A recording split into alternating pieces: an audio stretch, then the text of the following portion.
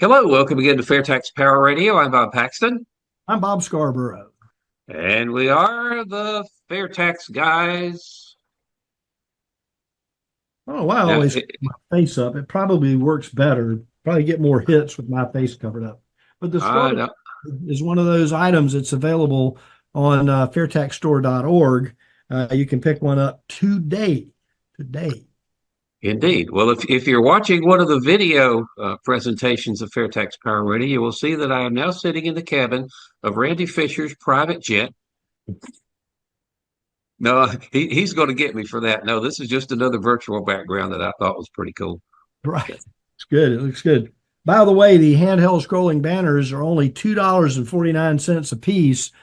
Uh, Perfect for you name it, weddings, big cathedral events, wherever you might happen to find a corner where you can stand. We're talking about the scrolling banner that you see every week on Yes. video. Uh, get a few of them. And Mm-hmm. What? remember, at the end of this year, we'll be into the midterm election season, and that's going to be Yes, important as we elect some seats that are going to become available. Try indeed. your try your best to find people, have a conversation about the fair tax. Never too early in any election cycle or at any time to engage in a conversation about the fair tax. Yes. Well, I'll have you know that my jet is well stocked with cheer wine. There you go. I got to go down there and get you a case. You can probably, don't you? Didn't you say you have a place that sells them to you, or you get them shipped in or something? Publix Oh, grocery stores down here in Florida have them. of But course. if you want to send me something, you do not. I do not have the Moravian sugar cake and those little thin cookies that we get at Christmas time down here in Florida. And so anytime you want to send me some of those, that would be most cool. Okay. Yeah, we'll do it. It's Bob Paxton General Delivery, Ocala, Florida. Oh, bless mercy. Okay, let's get going here. As we noted last week, Congress critters have been really busy trying to mess with the tax code for the past couple of weeks. So we're going to shine the light of truth on what they're up to. And we will start today's Congress.gov segment with something from the Senate side. This is S 1688, a bill to amend the Internal Revenue Code to permanently extend the allowance for depreciation, amortization, or depletion for purposes of determining the income limitation on the deduction for business interest and for other purposes. I will bet you 500 quatloos you do not understand what I just told you. I've got my Berlitz translate gobbledygook from the government book, and it's not coming up with an answer for that one. It's not coming up with a Yeah, translation. Oh, yeah. To permanently extend the allowance for depreciation, amortization, or depletion for purposes of determining the income limitation on the deduction for business interest and for other purposes. Thank you, Senator John Barrasso, for that little jewel. golf clap. I think we'll just let that lay there and move on. Here's another one from the Senate side. Oh, would you believe another tax credit? Whoa. S 1686 from Senator Todd Young of Indiana to amend the Internal Revenue Code of 1986 to establish a tax credit for neighborhood revitalization and other purposes. You got to have the other purposes in there that should be just stamped on the bottom of all of them because you never know when you might need to veer into an already existing suggestion. Uh, okay, let's try this. We got a bunch of stuff from the Senate side. The senators have been busy as well. This is from Marsha Blackburn of Tennessee, S 1642, a bill to amend the Internal Revenue Code to expand the advanced manufacturing investment credit to include materials integral to semiconductor manufacturing. Advanced manufacturing investment credit. We've got that one, and Senator Blackburn wants to expand it. And I'll tell you what, if that bill goes through and that a manufacturing investment credit gets expanded like Senator Blackburn wants to do, I can guarantee you some future congressperson or some future senator is going to introduce a bill to reduce the advanced manufacturing investment credit or possibly abolish it altogether. Again, the tax code is like shifting sand. You know, Yes. you can go to the beach. You know, we used to go to Sunset Beach there in North Carolina, walk down to kind of the end of the island and just see how just the tide and the constantly beating waves from the ocean have, you know, changed around the appearance of the end of the island. It was constantly shifting around. That's the tax code. It does not stay the same. You cannot plan for business expenses 4, 5, 6 years ahead because the tax code is not going to look anything like it does today, 4, 5, 6 years from now. It's insane. We need to put a stable tax code in place. And that's one of the, I mean, there are a whole bunch of really good things about the fair tax, but the stability that it's going to be there, it's going to be the same year to year to year to year. You can make long range business planning. We don't have any more of this shifting sand stuff every week here on Fair Tax Power Radio. Of course, when we get to fair tax, I think I will retire from Fair Tax Power Radio. Our mission will have been done. But there we go. Week after week after week after week, we document the shifting sad nature of the income tax code. It's crazy. It needs to go away in favor of the fair tax. Absolutely, without a doubt. And you know, the complexities of the tax code is just scratching the surface. We're just scratching the surface. It's like publication 17 and all the mess that goes on in there. In case you're not aware of what publication 17 is, it's the document that the IRS has that helps you get through the forms and what gets stapled to page 4 and all these other things that you have to keep up with. Like if you borrowed your friend's lawnmower and didn't return it in the same year you borrowed it in, then you're alleged to have taken it as now an asset that has to be on your tax return.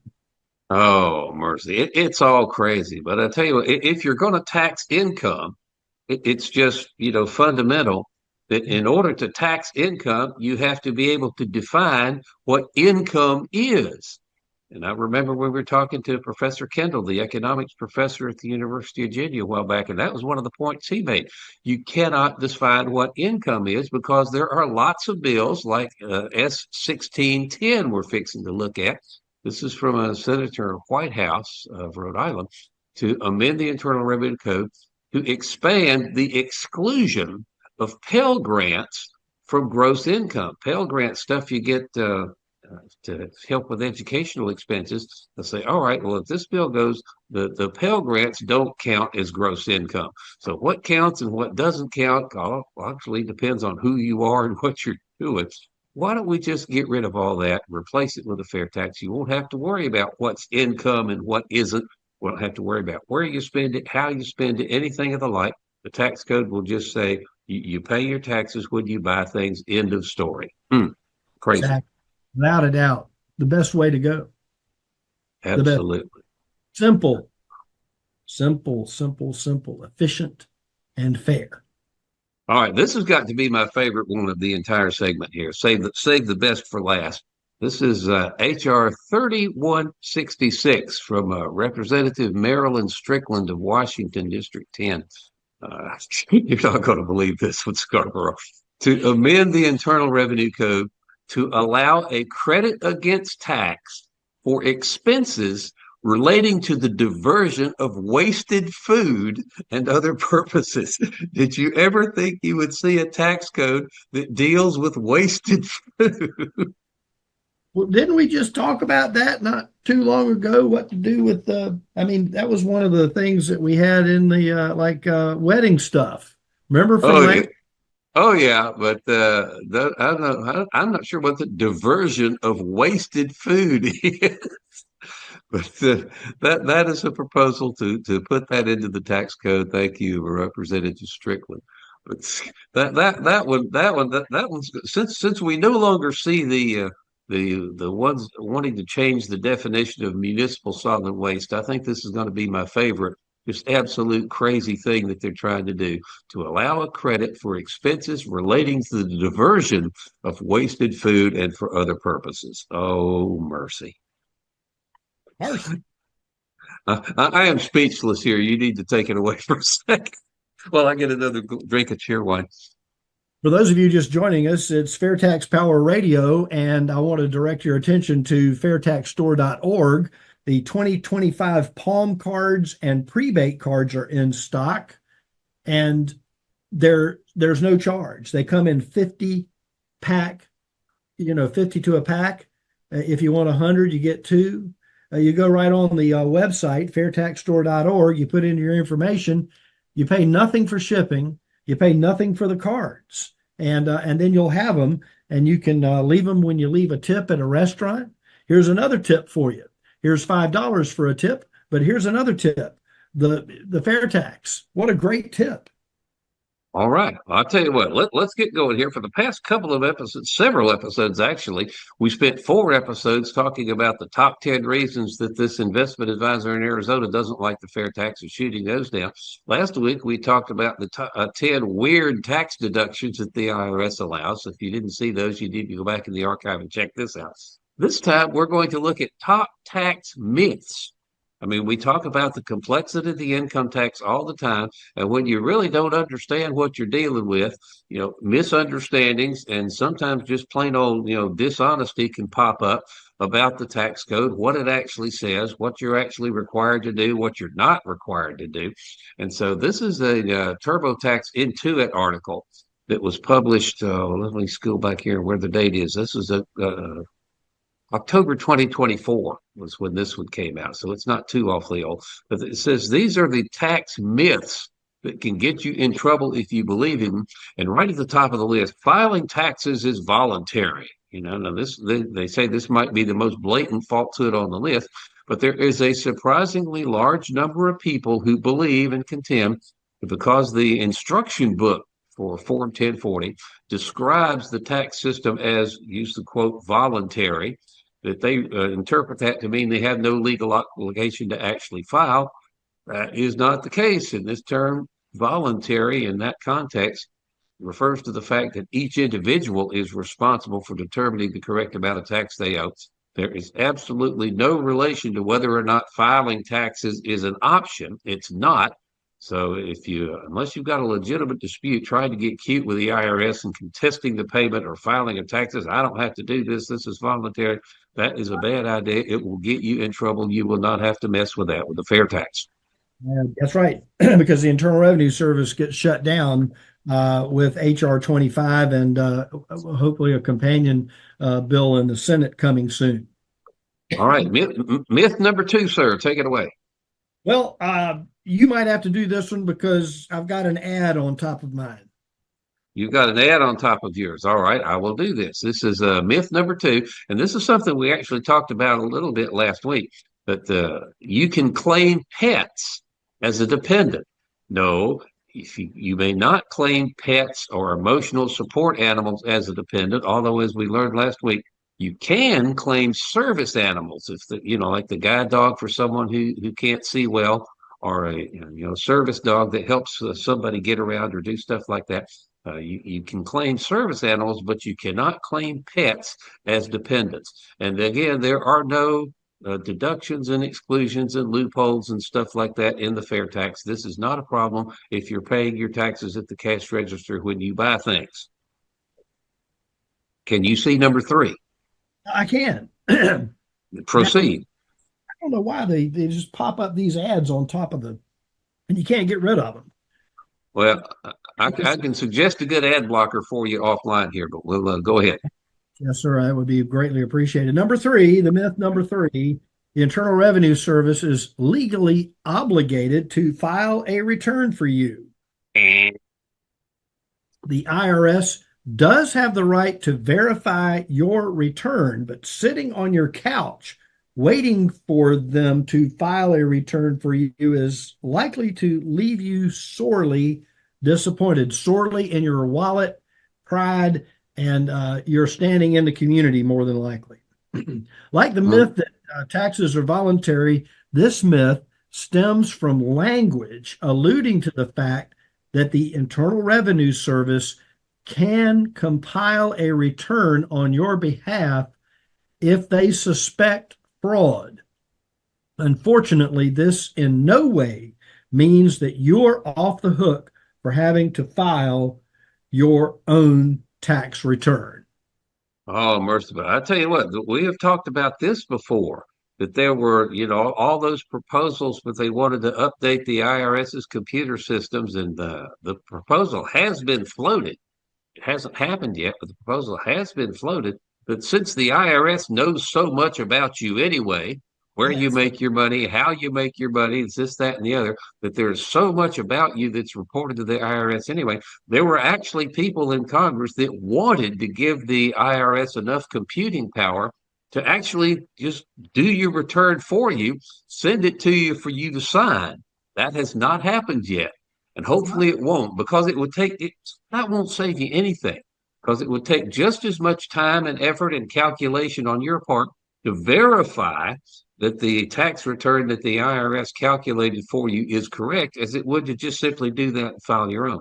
So And hopefully just, that hopefully we will not get into the business of the IRS making people. Then can you imagine if the government has the ability to just charge you whatever they want to based on what this incomprehensible tax code says? They say just, all right, here it is. Here's your bill. They send you a tax bill and you have to pay it or spend a lot of money and a lot mercy. of effort, trying to dispute it. That is nuts, and that is really a really good reason for getting rid of this income tax code, where that is no longer a possibility, and replacing it with a fair tax. I see the wheels turning. Go. Well, I was just going to say it's kind of like have you ever tried to wait online for the Internal Revenue Service just to ask a question and you're going to turn everything over to them to do Uh, do something? Okay, which one are we on here? We're on number uh, 4.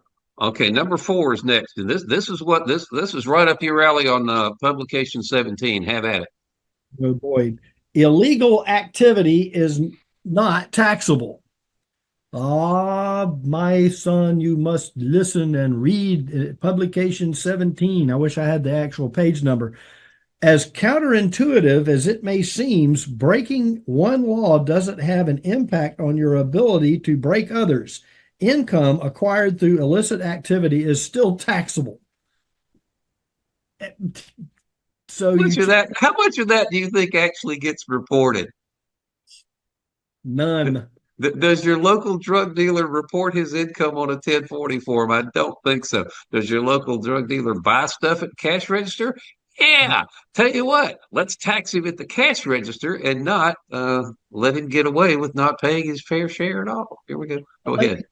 Ladies of the night, you know, and cash people that are, in the underground economy, uh, international travelers who may cash in travelers checks and use them around, all get their turn at the cash register to Hmm. participate in the submitting to our treasury money to operate the government. So, from a tax compliance perspective, the Internal Revenue Service doesn't care if you're selling the drugs, robbing a bank, defrauding investors of millions. I hadn't thought about that one. As long as you're making money, the government is still entitled to their piece of the pie. I don't know if making money can be translated literally as making counterfeit money. But anyway, remember, no matter how well you cover your tracks, when it comes to illegal activities, cheating on your taxes can come back to bite you. Just ask Al Capone.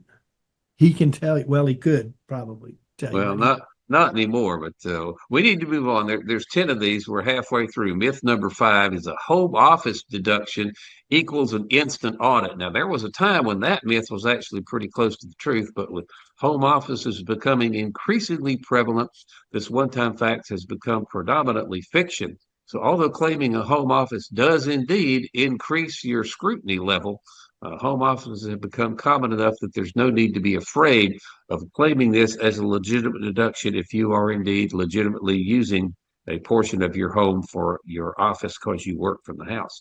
But, okay, let's go on. Number 6, students don't have to pay taxes. This is a myth. It's actually partly true. A student that is a dependent of someone else is not required to pay taxes if they earn less than $12,550. This is figures for the year 2021. during the tax year. However, it's typically in the student's best interest to file taxes anyway, because if they had an employer who withheld money for tax purposes, they are probably due a refund. Well, I got a better idea. Why don't we just let these not only students but everybody get a prebate every month, and so that's an automatic refund of taxes that are collected from that you do not know. You don't have to file a return to get it. You just have to register for it, and that's it. Let's get rid of the income tax system and replace it with a fair tax.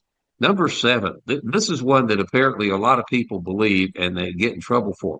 They think that money made online is tax free. I assume they're looking at stuff like eBay stores or anything where you make money online.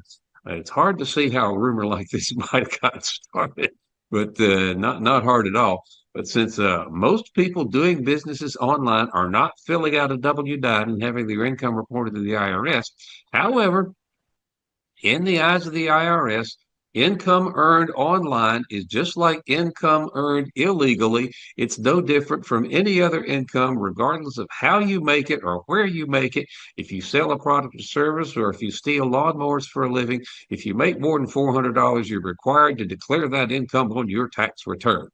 Not so with the fair tax, but it is so with the income tax code. Number 8, myth number 8, I don't make enough money to get audited. Well, if you work for the radio station, that's probably true. All and the thing is, I, they ask me for money. Can you guys do you have $2 I can have for the bus ticket or something? I say no. I used to work for radio stations. I know what that's like. Go ahead. Income actually has less to do with being audited than you might think. There are considerably more factors involved and plenty of other things that can send up red flags. Although individuals with income exceeding $100,000 tend to get audited almost twice as often, there is still a 1% chance of getting audited if you fall beneath that threshold. The best thing you can do is make sure you maintain detailed records of anything that could be considered a questionable tax deduction. Saving relevant receipts for a 3-year period can help eliminate any headaches that you find yourself facing in an audit. Okay. Let's go. We got about 5.5 minutes left and 2 more to go. And this is one that I think people will fall into and will not have a problem if we have the fair tax, but they have a problem with it here in the income tax code. That is myth number 9 that says, well, my accountant is liable for any mistakes they make. Now, that is just not the case. Whether or not you hire an accountant or use online software, anything like that, no matter what kind of outside assistance you get in preparing your taxes, you are still ultimately responsible for any mistakes. Instead of simply assuming that your accountant has everything taken care of or that your software has calculated everything properly, always make sure to take a few minutes to double check your return before it's filed, which means you have to understand the tax code yourself in order to know if somebody else has made a mistake. But in many cases, your accountant or your software company will help you through the process if you got a problem or if you're audited. But in fact, I know that when I do mine online, I can buy audit protection, which they will go to bat for me if I'm ever audited. I haven't been yet. But anyway, the IRS says you are the one that is responsible for your income tax, regardless of who might have prepared it, regardless of who may have helped you prepare it. You are still the one that is ultimately responsible for the accuracy thereof, and you are the one that they are going to come after if they find errors and mistakes. Right. Exactly right. And we need to get rid of that because you don't need an accountant to pay the fair tax. You just pay your fair tax at the cash register when you buy things. You don't need help moving your tax return because there are no more tax returns with a fair tax. Yay! Myth number 10. I don't have time to do my own taxes. Well, what's the alternative? You better find time to do your own taxes, or you're going to find yourself in jail. Having already covered the fact that taxes aren't voluntary, there shouldn't be any question about whether or not you're going to file. With numerous options available to make filing your taxes easier than ever, The phrase "I don't have time" shouldn't enter into the equation. No one enjoys filling out their taxes. Okay, no one normal. But that still doesn't mean you can't figure out a way to get them done. There we go. Now from there, now since this article again was written by the folks that do TurboTax, there's a little commercial for their services there at the end of that particular point. But that is just great. All of these myths that can pop up around the income tax system do so because again, it is so complicated. People can't understand it. You can get an honest misconception. You can be, led down the primrose path by somebody who's really trying to get you in trouble. And the thing is, all of this complexity, all of this instability that we highlight every week on Fair Tax Power Radio and the Congress.gov segment, all of that goes away with the fair tax when the government no longer makes you file a tax return. It no longer cares how you make your money, where you make your money, or anything like that. You just pay your taxes at the cash register when you buy things. Clean, neat, simple. Your taxes on your basic necessities are refunded to you, so you don't pay taxes on that.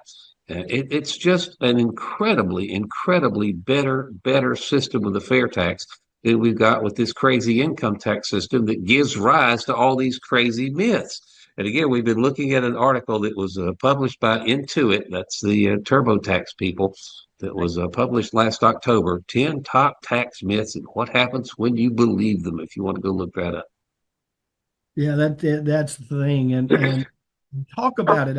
We're getting ready to go into summer and folks are going on vacation.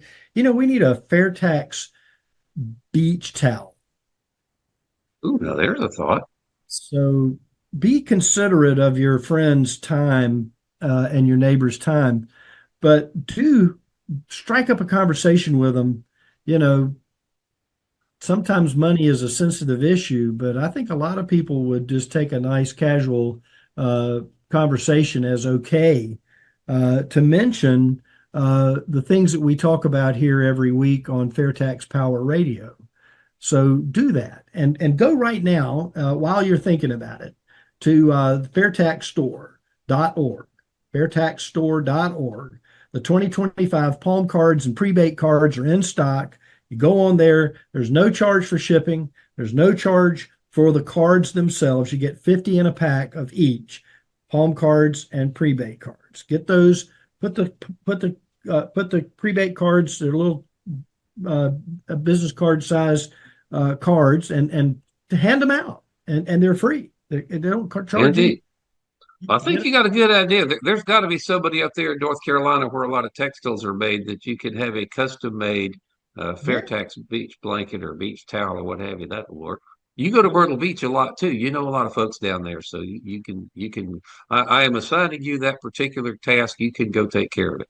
I'll put it on my calendar right now.